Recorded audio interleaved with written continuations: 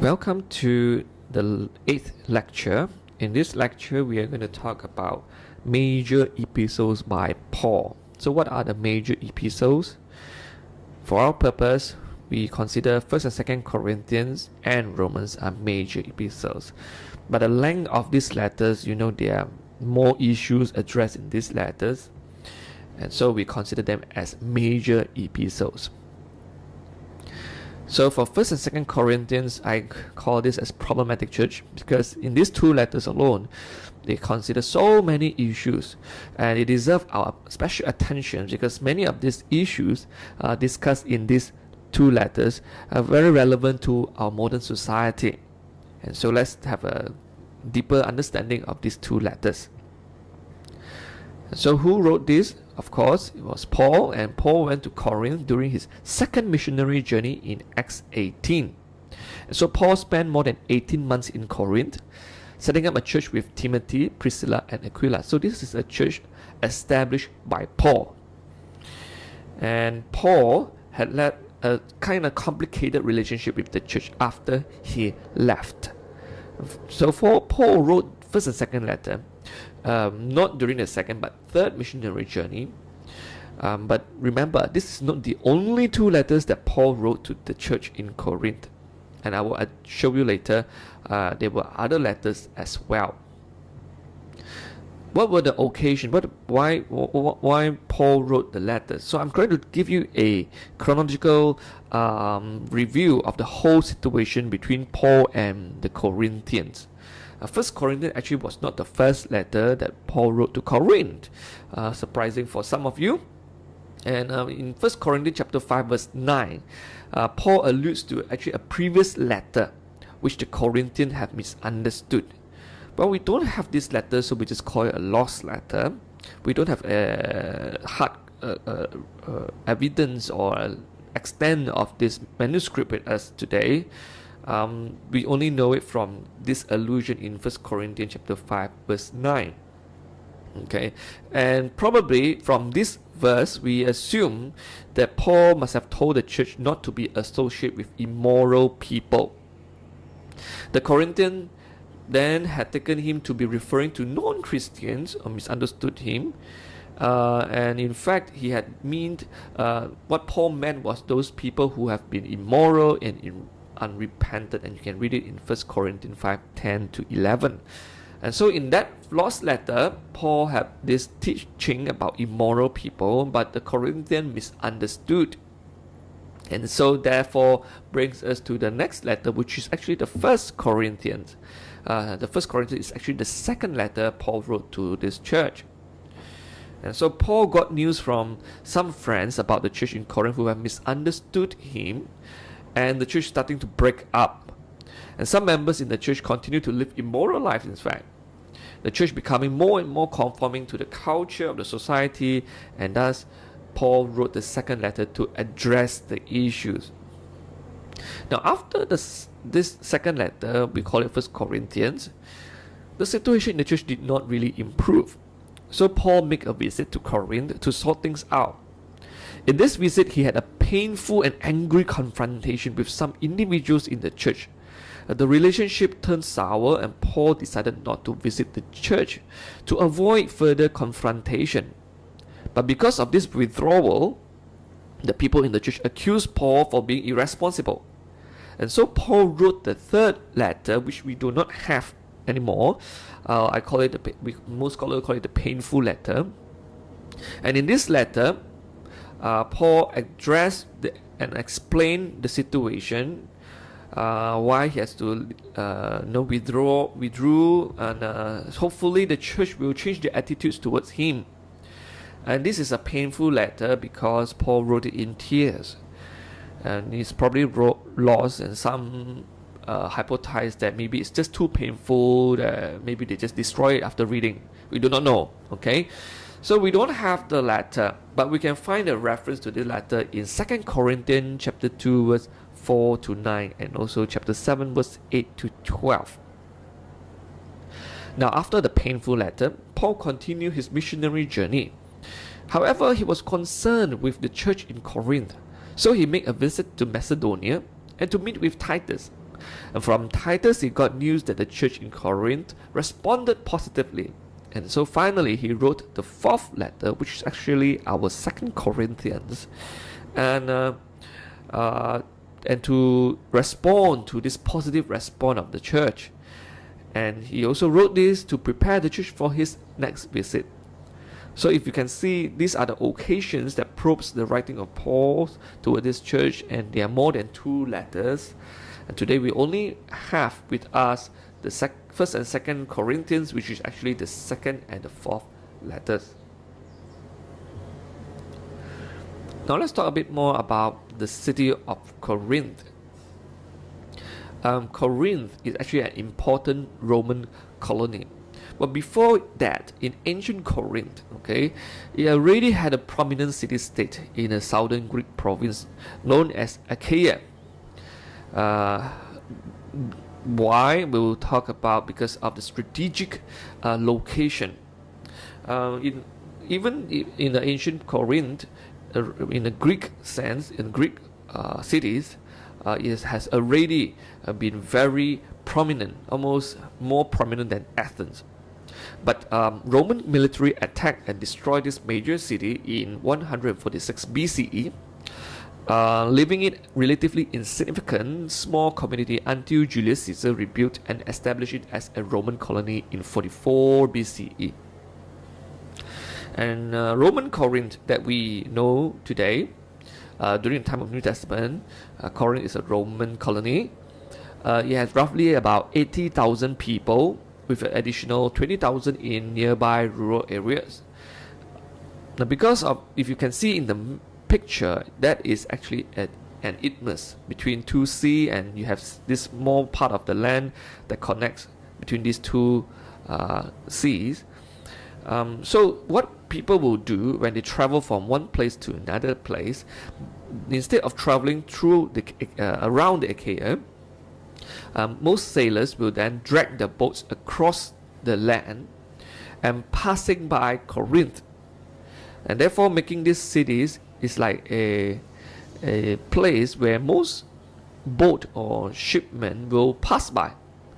And therefore, because of this strategic location, many people, traders, philosophers, teachers who are traveling will definitely pass by Corinth. And for that reason, it becomes very prominent. Even though Corinth has been a Roman colony, but it still has its Greek influence. You still look up to the philosophers from the West, and it may have a Roman outlook in terms of the structure, but the culture is still very Greek. As I said just now, strategic location near an isthmus, making this a center of trading and also for culture polarizing. In terms of its religious background, there are many famous temples and shrines in Corinth.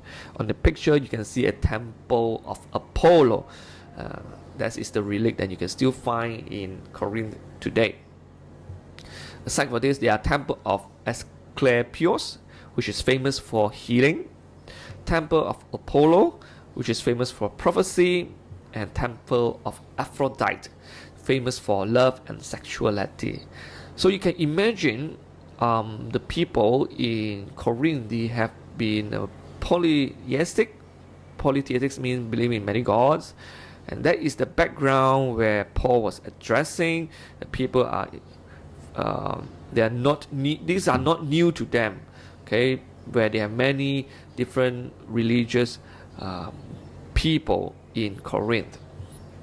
Then as for social pressure, the city's own pagan past was most likely the source of the erroneous Christian approach to wisdom and spirituality that you can find in the letters of Corinth. Okay, this is the city where idolatry is common, in fact, is acceptable. And you have to imagine being a young Christian church in this city where it's full of idols. That is the social pressure that may face. As a believer, do you then worship idols like the rest of the people? What about were eating food that has already been offered to idol. And probably when you go to the market in Corinth, all the meat will have been already offered to idol. So how should a Christian then respond? So these are the pressure that they may receive. Not only that, because of the Roman patronage system, people in Corinth have this attitude where I can make a fortune for myself if I work hard enough. If I know my way out, I can gain wealth, honor, and position in a society. So, powerful patrons provided their clients with money, contacts, and inclusions. And so, this may give a background why there were some people in the church that can be so powerful, even when they sin, people in the church dare not speak a word. And it could be due to the Roman patronage system that has been very common in Corinth. Because if you have money, you may be footing the bill of the church, or you may be providing the place of worship. And with the background of patronage system, if you do something not so good, people may not want to speak against you.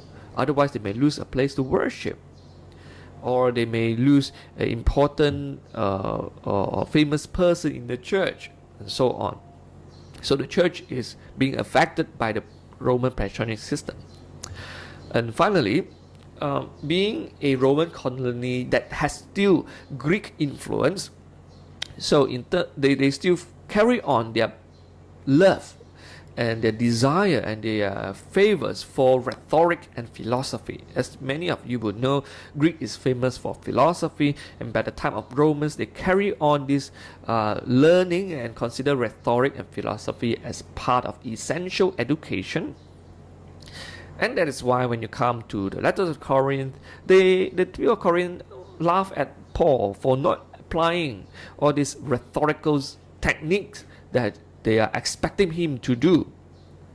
Okay, and these are the pressure that Paul have to face as well as he addressed certain issues.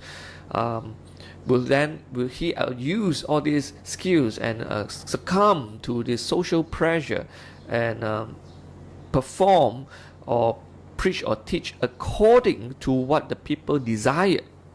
And we will come to that. Paul purposefully do certain things to avoid or to address this social background that the Corinthians are facing at that time. And so now let us go to 1 Corinthians. We will first address 1 Corinthians and then move on to 2 Corinthians. Here is an outline, and in this outline you can see you have the basic format of a letter, greetings, thanksgiving, and then move on to the issues, and then finally conclude with a request, exhortation, and greetings. That's a very common letters format, as we have introduced you earlier on.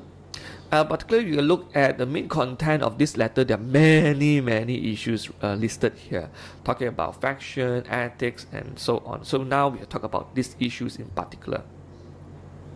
So what are the issues in 1 Corinthians? First of all, you have the problem with factionalism. What is factionalism? Basically, it means breaking up into smaller groups, and the church is losing its unity. And this is because they have a wrong perception of maturity. Some consider that they have superior leaders who can speak better, who has higher ranking in the society, and therefore these are better leader. Remember, I told you just now, with all this Greek influence and patronage and the desire for philosophy and rhetoric, because of this influence, I think the early church in 1 Corinth, they are facing now is that they are syncretizing their social experience with the church experience. And when they compare and they put them together, and they then make comparisons, which apostles have better ranking, which apostle can speak better rhetoric, and they are higher leaders, and this gives different groups supporting their own favorite apostle or church leaders. And so the church is breaking up and have these issues of factionalism.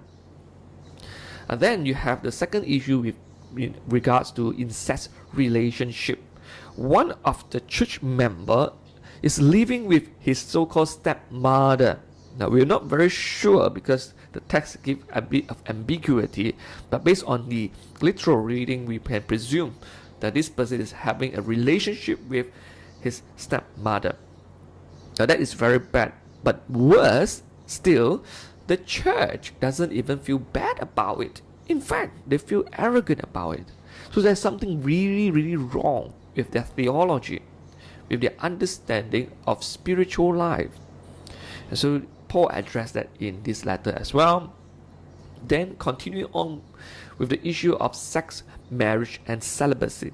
Now some married couples in this church choose to abstain from sexual relationship because they thought they were already living in this new age.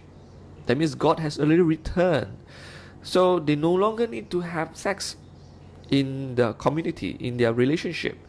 So they practice extreme asceticism,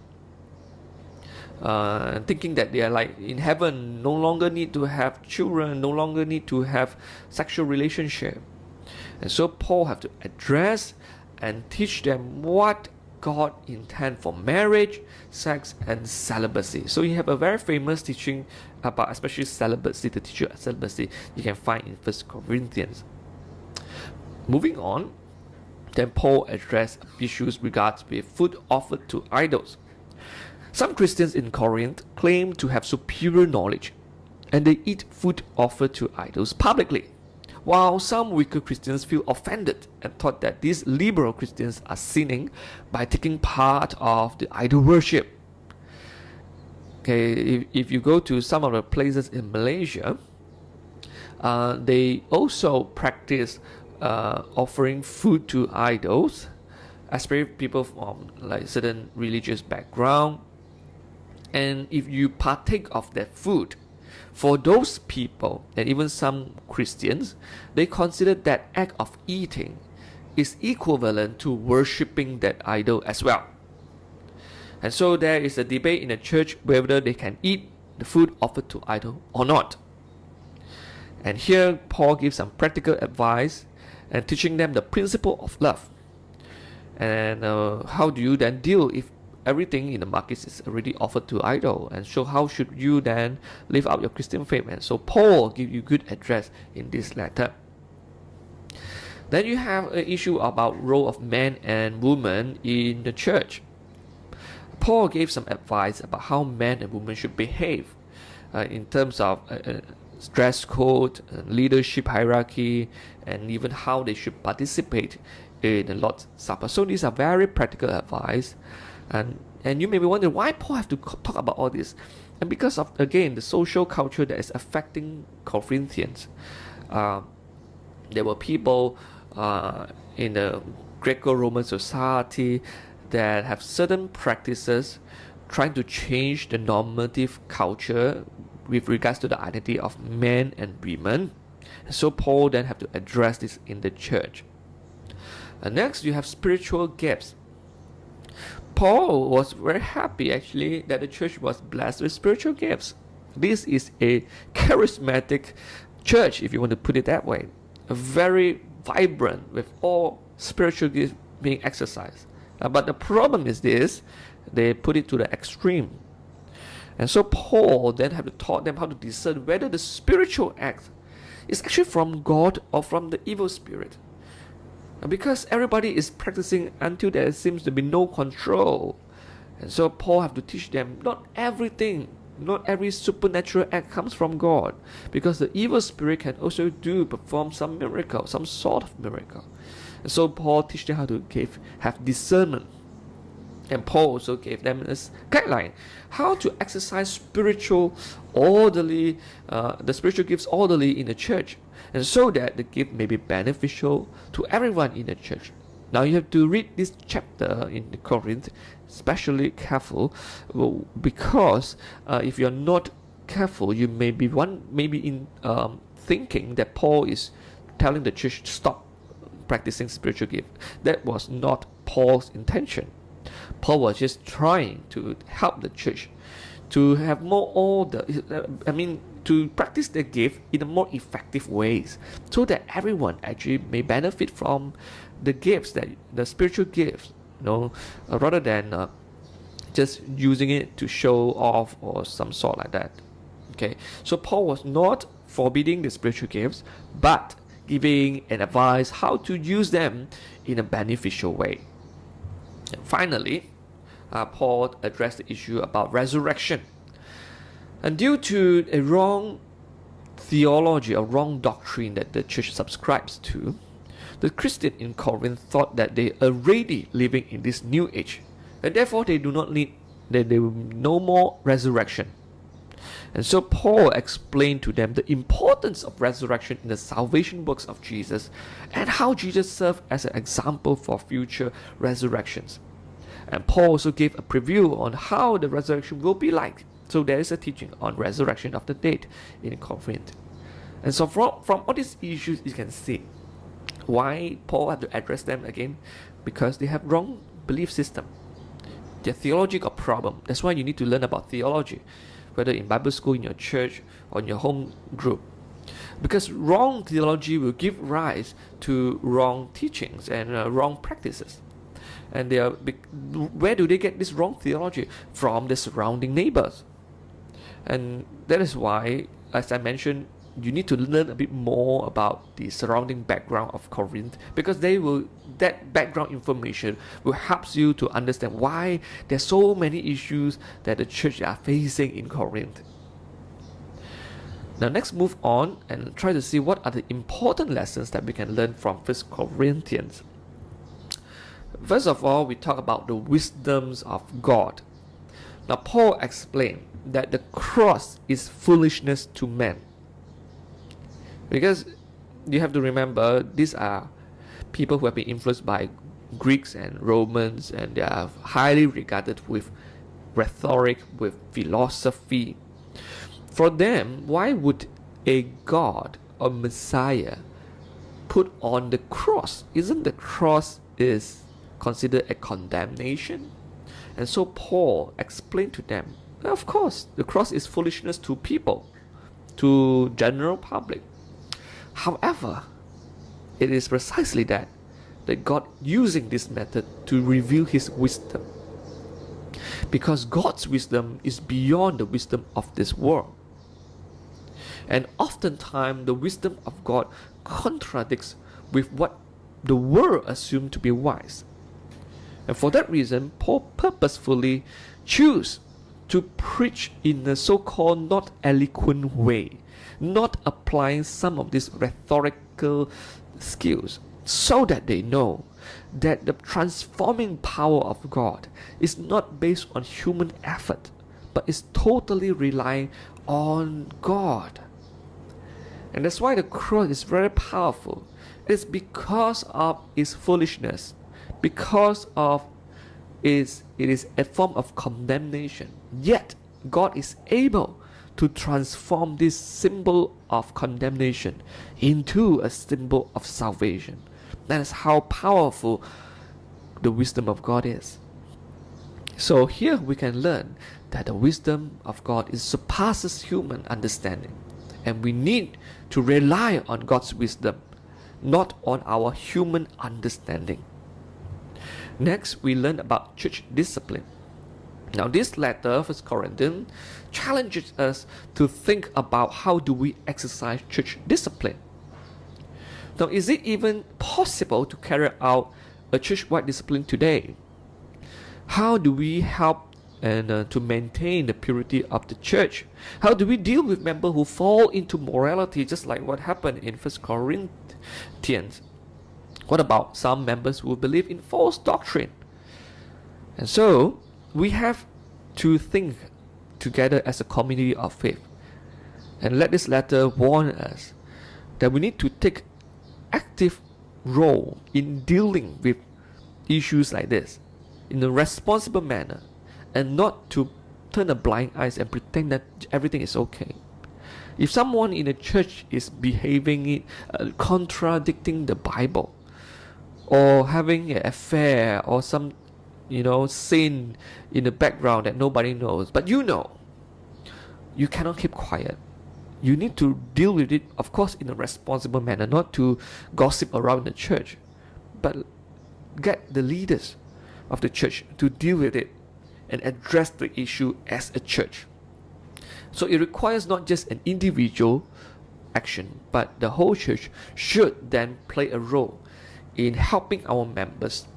Now remember this, when we say we discipline the members of the church, we're not saying that we put the person out and let him or her die and perish in his own sin. No, every form of discipline, of course, there will be some form of rules and some form of some seemingly punishment in a sense, but it's always with a redeeming factor. We do not discipline the church, discipline a member for the sake of disciplining, but we want to help the person to be aware of his sinful activities and thus change from this sinful act, turning back to Christ and restoring his relationship with the church and with other people as well. So remember this, whenever Paul addressed the issue of discipline, there is always a pastoral heart to help this person grow and return and repent from his sinful act. And then in this letter, we also learn about interfaith relationship. Now this letter gives us an example. How do we relate to the religious practices of other faiths? Right, like for example, those who are have particularly like food offered to idol, they do it in such a way, or the men and women, when they worship their idols, they do certain things.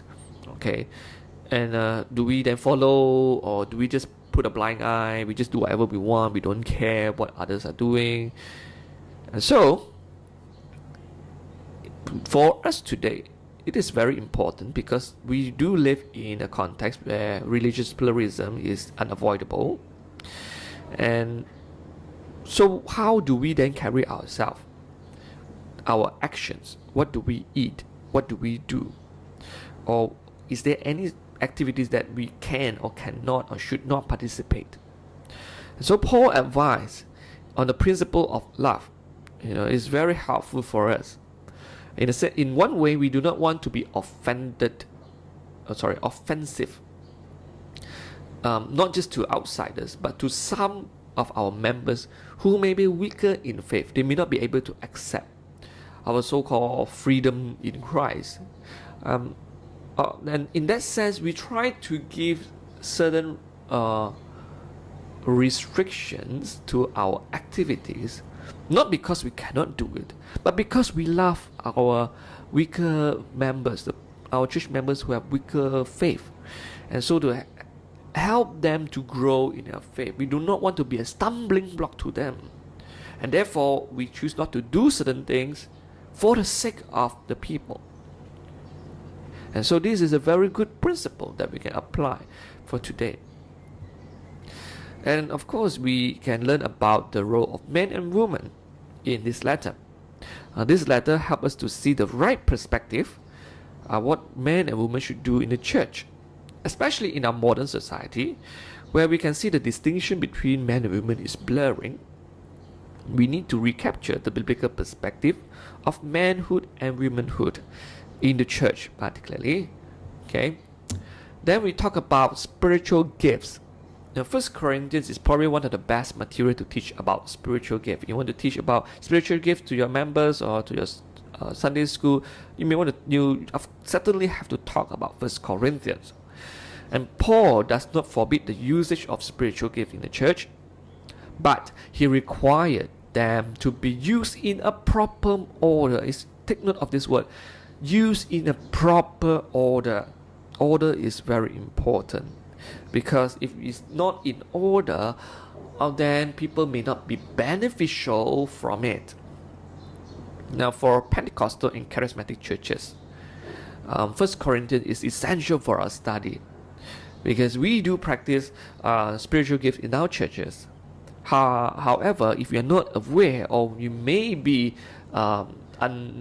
accidentally, we may be abusing the usage of the spiritual gifts in the church. We may be considering certain people who have certain gifts as higher or having better power or having higher ranking in spirituality. And that can be very dangerous. And so for the rest of us, okay, who may not be exercising spiritual gift in the church, then this letter can be a kind of reflection for you. Why not? Paul did not forbid that, but just that he addressed that we should use it in a proper manner so that people will be beneficial in the church. So the teaching on spiritual gifts. Finally, another lesson that we can learn is about resurrections. This letter gave us a very strong support for the doctrine of resurrection. I know some people today don't believe in resurrection anymore. But then if you take note of this teaching in Paul's teaching in 1 Corinthians, you understand that this belief in resurrection is one of the core essential doctrine of Christians. And is a very powerful hope for every believer, because we understand our life on earth is temporary. And in the life of Jesus, he already demonstrated that 3 days after he died, he resurrected. And his resurrection is a first fruit, is an example for what will happen to all who believe in him. And therefore, the believers in whether in Corinth or in the whole early church, take resurrection very seriously. And it is not an afterthought and say, oh, maybe the church later on developed this doctrine. No. But it is very early, since the beginning, that they considered resurrection as an important doctrine that we should continue to subscribe to. And we'll also encourage you to seriously think about this teaching.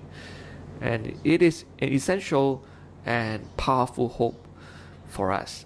So these are some of the lessons we can learn from Corinthians, 1 Corinthians. Of course, there are some other lessons. When you read the articles, then you will be introduced to other lessons as well. Now moving on to 2 Corinthians. Here is again an outline of 2 Corinthians. Of course, it's not as long as 1 Corinthians, but similarly, it has the basic format of a letter and the issues. But in this letter, the issues are slightly different. Okay, with a different issues, then it calls for a different way to address of things. So let's talk about the issues in 2 Corinthians.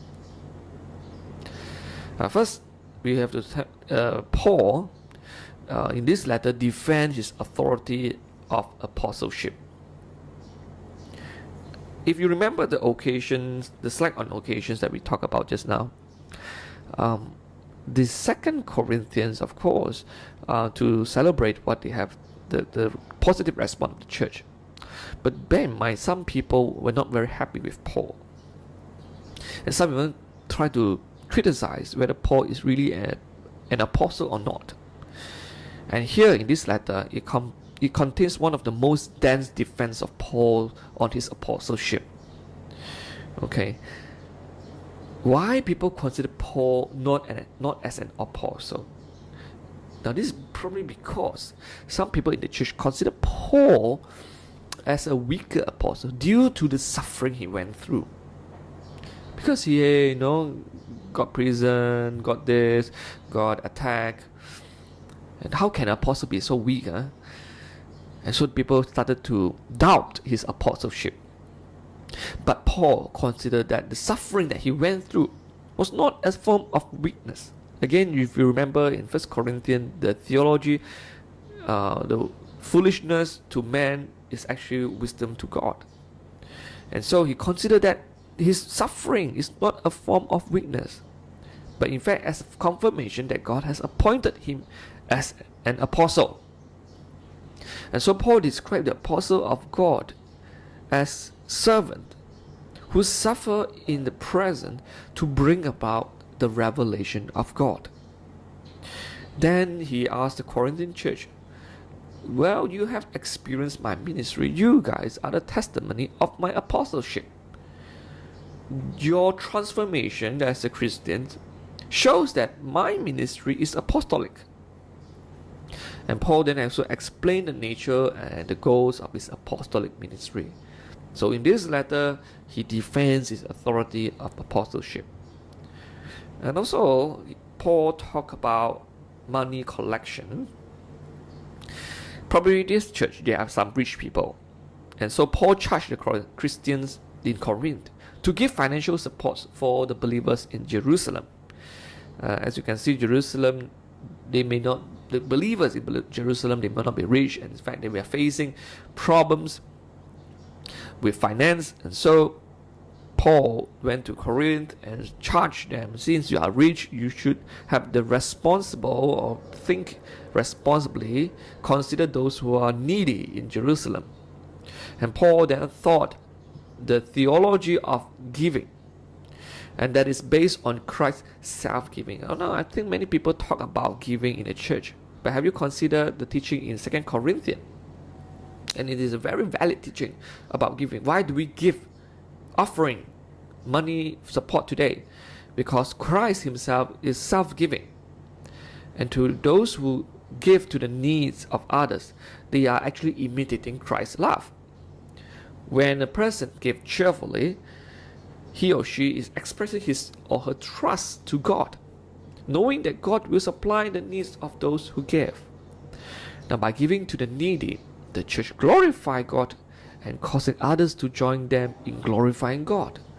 Giving to the Jerusalem church will not just show that your affection to God, but practically speaking, it will also build greater unity between Corinthians and the church in Jerusalem. So here is a very solid teaching about giving in this letter. And finally, in the last section of the letter, Paul gave a very strong warning, especially to those who give problems in the church. Okay, these are problem makers who fail to repent and still doesn't want to reconcile with him. So Paul gives them a very stern warning.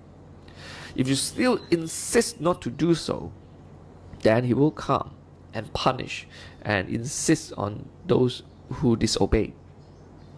So Paul stressed that he, the legitimate apostle who's sent by God, while his opponents are false apostles pretending to be the workers of righteousness. And so Paul gives this warning: those who still want to give problems, those who still pretend to be so-called prophets and apostles, and if they still don't want to repent and reconcile, he will come soon and give them his punishment and discipline. So these are the issues that Paul addressed in 2 Corinthians. Moving on, let's talk about what important lessons we can learn from 2 Corinthians. And of course, the first thing we can learn from the writing of Paul is this: his pastoral responsibility.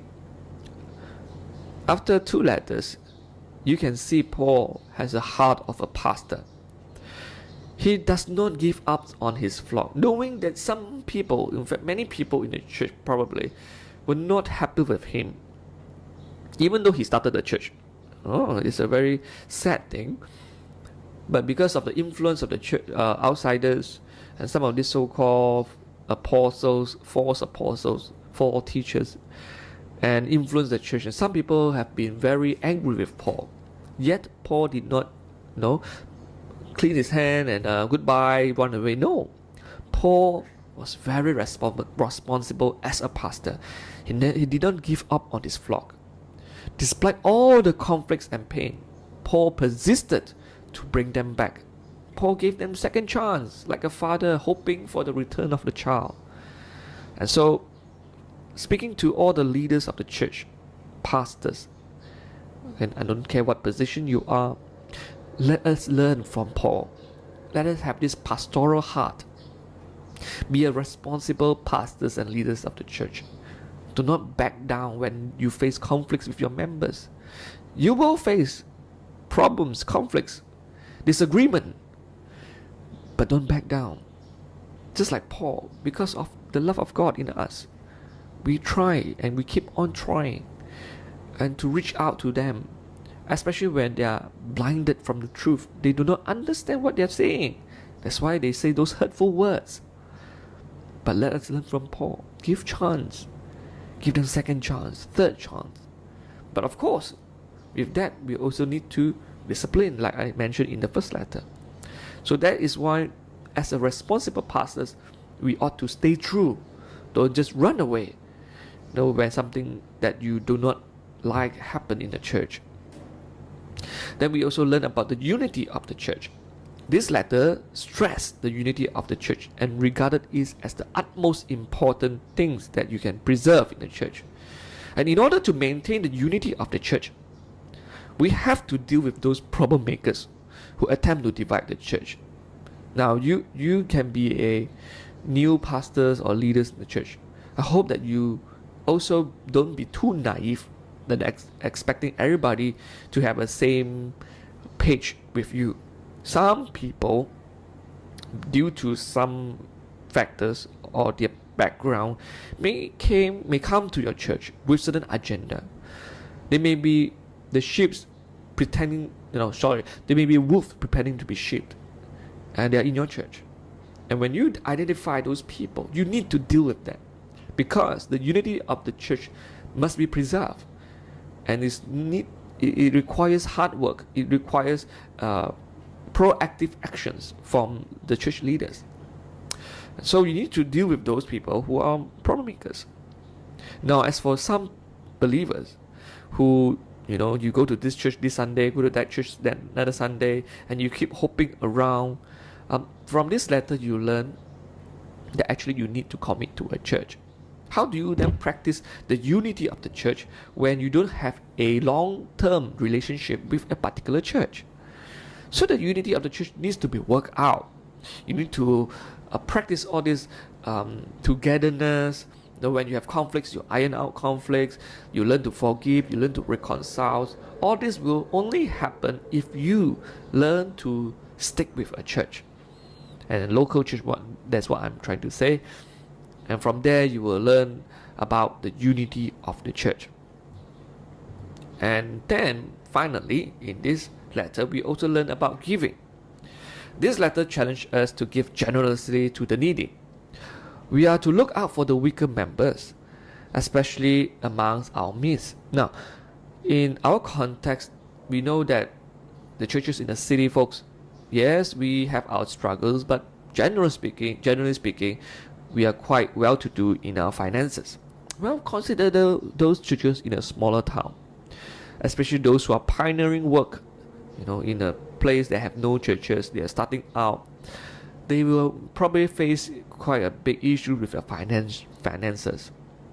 And some pastors, giving their whole devotion to God, going to pioneer church in a small town, they may have to suffer sometimes without food. And what about their children? They don't get education because they don't have enough money to pay for their fees. So there are people like that in our midst. Maybe not in your church, but look out for those smaller churches.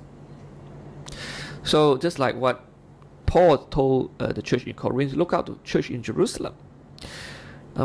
Because giving is not just an act of kindness. Giving is the exercise that embody Christ's self-giving.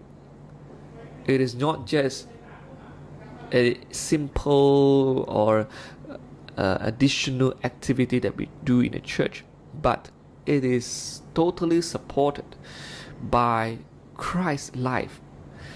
In his self-giving, we also learn to give. And learning to care for others is not just a virtue, but it is theology. Put it into flesh. And I challenge you today. Look out, if you can, I'm sure you can. Okay, if you're financially stable, consider giving to the missionary. Consider giving to the small town church pastors who are struggling to even survive. And by doing that, you are practicing what you believe about Christ's self-giving, and you too, imitating Christ, are doing the same thing. So these are the lessons that can be learned from 2 Corinthians. We now move on to Romans. I call Romans Paul's Gospel, because in this letter you will see Paul flesh out his perception and his understanding of the gospel. And so let's first talk about authorship and occasion. Of course, we know that this letter was written by Paul. Paul wrote to the church in Rome, and this church is not founded by him. Okay, so we are sure that in the past, the letters that we learned about those churches were started by him, but this is not started by him. And he wrote this letter by dictation through an amanuensis by the name of Tertius, and probably wrote it in his third missionary journey, end of it, about 57 CE. And it was probably Paul's last letter before his prolonged period of detention. Now, what are some of the reasons Paul wrote this letter? First of all, Paul planned to visit this church, and so he wrote this letter to prepare them for his visit. And there were some people who have misrepresented him and start spreading rumors about Paul. And so Paul had to address these issues, make himself clear to the church, and explain to them what is the gospel that he preached. And so Paul made a full statement of the gospel. That's why I said in this letter you learn a lot about what Paul considered as his gospel. At the same time, he wanted to involve the Roman church for his missionary work. And he hoped this church can serve as a missionary base for this strategic location in Spain. And finally, the church is still suffering with the issues about Jewish and Gentile Christians, and they have not resolved the conflict between them. So Paul takes this opportunity to address this disharmony and to teach them the theological foundation of the unity of the church. So these are the occasions for Paul to write the letter to the Romans. So what special features we can find in this letter? Now, first of all, this will be the longest letter by Paul that have been preserved for us. And for that reason, it stands as the first of those letters included in the New Testament. And this letter has the best of Paul's argument. What Paul argued for, justification of faith, the unity of a church, everything has been carefully refined, think through, because probably this will be his final missionary journey. He has gone through all the experiences, all the debates, and he has come to his conclusions. That's why you see in this letter you have the best of Paul's arguments. In this letter also you'll find there are a lot of Old Testament quotations. There are 53 actual quotations of the Old Testament, comparing with 41 in all other letters. So you can see the emphasis of the Old Testament quotation in this letter. In this letter, it's explicitly said that the letter was dictated to Tertius, his amanuensis, so it was not written with his own hand. And in this letter, you'll find it is very similar with Galatians in terms of the issue that has been discussed. In both letters, Romans and Galatians, Paul addressed the issue of justification by faith. Of course, if you read Galatians, you will realize that Galatians was written earlier and the arguments was pressed in more urgently, more raw, more harsh in a sense, because it was trying to deal with an immediate issue. Whereas in Romans, it is more systematic, more polished in a sense, and so that to help the church to finally conclude what his statement about justification of faith means. Okay, so there will be a difference in terms of the tone. Galatians is more radical, more polemical, because it was at the verge of these believers or church members at the danger of abandoning the salvation of faith. And so in Galatians, Paul was very strongly fighting against that. Whereas Romans is not the same. Romans is not polemical. Paul wrote to gain the goodwill and the cooperation of the church who have not been known to him. So here he was just presenting his view rather than writing in a very polemical sense. So that's why you see there's a similarity between Galatians and Romans, but yet they're not totally the same. Okay. Now, in here we have a outline. Like other letters, they have the simple format of a letters, and of course within that you have the content, the main content here. Now we'll move on and discuss about the issue brought out by Paul. What are the issues that Paul highlighted in this letter? First of all, you have the universality of sin. Paul shows that all human, whether Jews or Gentiles, have sinned against God. The Gentiles sins due to their ignorance and their evil desire, while the Jews sins for failing to fulfill the law. The laws of Moses were only able to show their sinfulness. The laws have no power to free them from sin. So both Jews and Gentiles were under the power of sins. Therefore all have failed to stand righteous before God. And therefore, Jesus is the answer. Since humans are under the power of sin, and they were not able to gain righteousness before God, so God provided the answer by sending Jesus as the atonement sacrifice. What the law could not do, Jesus had done it all. So instead of trying to keep the law, which has been proven to be failure, everyone then has to put their faith in Jesus. And then it moves on to the statement, justification by faith. Paul explained what it takes to be granted righteousness or the right standing before God. It is not through the works of the law, but through faith in God. Paul uses the example of Abraham. Abraham was considered as righteous when he believed in God, who is faithful to deliver what he has promised. At the time of Abraham, he was not yet circumcised, neither the law was given. So it was Abraham's faith alone that justified him as righteous. In the same way, those who believe in God who raised Jesus from the dead will also be justified as righteous. And Paul gives this illustration between Adam and Jesus. Paul contrasts the works of Adam and the works of Jesus. Adam committed sin, brought death to all humanity. On the other hand, Jesus' obedience brought justification to all who believe. So the children of Adam live in sin and death, while the children of Jesus live in grace and life. The next issue is about freedom from law and sin. Paul explains that those who believe in Jesus are living in a new life. They're no longer bound by the bondage of sin and law. Paul considered the law was good, but it was unable to fulfill its purpose. Because no one can fulfill the law, thus it reveals the sinfulness in human and put them in prison.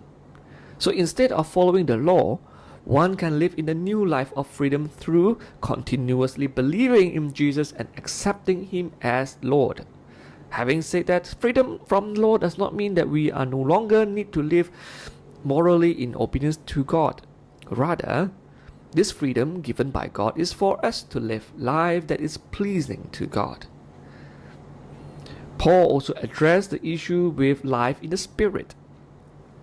Paul knew that even in the new life, we still struggle with temptation to sin. So Paul explains that those who believe in Jesus are no longer under condemnation and judgment of sins, and the Spirit of God enables them to live in the new life.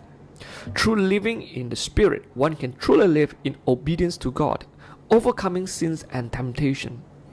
The Spirit of God affirms us that we are the children of God, and we inherit the hope of resurrection. That's why if you see the flow of argument, you will realize that Paul highlights first the weaknesses of the law, and because the law is unable to do so, therefore you need Jesus. And of course, when we have faith in Jesus, then the Spirit of Jesus lives in us, the Spirit of Christ. And therefore, when our life live in the dwelling of the Spirit, only then we can be able to live a life of an overcomer, because the Spirit empower us, strengthen us, enable us to live that life in obedience to God's law. So when Paul talks about freedom, he's not talking about freedom as in antinomians kind of freedom. He's not talking about freedom to sin. Rather, he says that you are no longer bound by the law because you have the Spirit in you, and so you are free to live a life that is righteous. Okay, of course, in our daily life, we still struggle with sins. But remember the illustration. It depends on which side you feed more. If you feed your own flesh, you will definitely succumb to sin. But the more you draw nearer to the Spirit, the more power you gain and to overcome the bondages of sin. And I hope this is clear to you. And then Paul moved on and talked about gospel and Israel. The sad fact that Paul had to admit was that his own people, the Jews, rejected the gospel. How can God's chosen people miss out the climax of God's salvation plan? That is the question. And Paul explained that not everyone born from the line of Abraham was chosen by God. The problem lies not with God, but with the Jewish people who failed to embrace Jesus Christ. The law thus become a stumbling block for the Jews, which distract them from knowing the real way of achieving justification. Now, take note of this. The law initially was given as a gift. It was good. But because the Jewish people are just too ignorant and refuse to accept Jesus Christ, thus the law become a stumbling block because they condemn Jesus by using the law. If you don't believe me, read your Gospels. But Paul continues, God has not completely forsaken Israel. In fact, it is through Israel that salvation has come to the Gentiles. The hardening of the hearts of the Jewish people is temporary, according to Paul. And in the final days, the Jews will turn their hearts and receive the gospel. And we are witnessing this in our midst. So God is faithful in fulfilling His promises to all those who believe. And finally, after dealing with all these theological lessons, Paul moves on to talk about some practical implication of his teaching. How should the people of God live in our daily life? So Paul talks about how one should exercise spiritual gifts in the church, how one should love one another, and whether should we eat meat offered to idols, should Christians relate to those, how should we then relate to those who persecute us, how should Christians relate to the government, and why should Christians pay tax, and so forth. And it is all based on the previous teaching, the theological foundation that has been established in the letters. So if you can see, in Paul's way of addressing an issue, usually he will give out his foundation, the theological foundation. Then only he moves on to the practical implication of that theological foundation that he has already established. I think the same thing goes with us today when we preach and teach. Sometimes we do the teaching and preaching of the word, but don't forget you need the practical applications of what you have taught. So what are the important lessons we can learn from Romans for Christians today? First of all, we learn about sin. In this letter, Paul emphasizes that all human, everybody, have sins against God. No one is able to stand right before God. Since Adam, the power of sins have oppressed humankind. Human sins either through ignorance or through weaknesses, unable to fulfill the law of God. And so when we preach and teach the gospel to our friends and neighbors, this one thing that we cannot ignore, that everyone is sinful. We have betrayed God, we have sinned against God. Then, following on, we learn about the gospel. Even though humans have sinned and all have fallen short of the glory of God, yet human is not without hope. Paul in this letter helps us to see that God has provided a way out to our depravity, and the way out is through believing in Jesus. There is no other way to overcome sin but through accepting the grace of Jesus. So we are justified through faith in Jesus, not through any other means. This doctrine marks us away from any other religions and cults. This doctrine teaches us that it is God who finds us and provide a ways for us, not human trying to find God and make a way out for ourselves.